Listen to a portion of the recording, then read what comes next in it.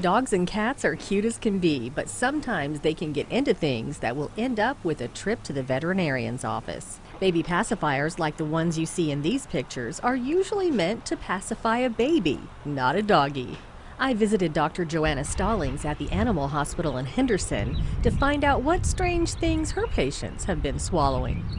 Baby diapers, the packets from inside of chicken, like when you buy your chicken thighs or your chicken legs and there's that moisture packet. Dogs love those for some reason, so they'll swallow those. Sometimes they'll eat socks and they'll pass those.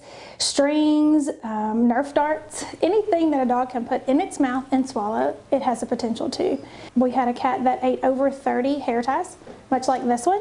And that's not all. Over the course of 10 years, Dr. Stallings has also had to remove feminine hygiene products we've had to remove from dogs.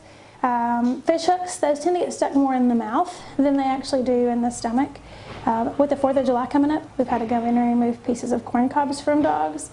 Some of our repeat offenders, corn cobs followed up with socks, baby wipes, Q-tips, anything they can get out of the trash. And what seems to be the favorite? Squeaky toys. The little squeaky part in squeaky toys, they love those for some reason. One dog swallowed a hodgepodge of goodies in honor of our story, I think.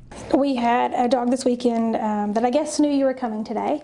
So this patient actually vomited up some remnants of what looked like a piece of a bandage, as well as what the owner believes may be a bologna wrapper in her cage this weekend. So when we talk about dogs will eat anything, they literally will eat anything.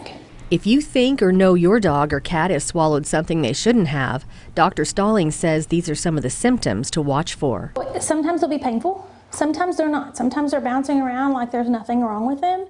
Most of it is they won't eat, or if they do eat, they vomit it right back up. So there's nothing coming in, and oftentimes there's nothing coming out either. So in those cases, we recommend that they are seen, whether it be for x-rays or a barium study, or whether it's just an exploratory, we go in there and we say there's got to be something in there.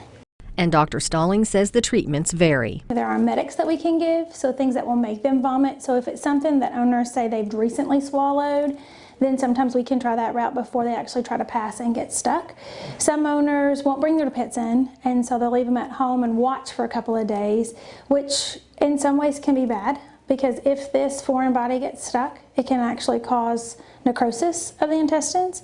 So in some of the cases that we've seen, we've actually had to do surgery where we do what's called a resection and anastomosis, where we take out part of the intestine and then sew it back together. Having fur babies is just like having a real baby that crawls around the floor. You gotta keep a close eye on them. You do.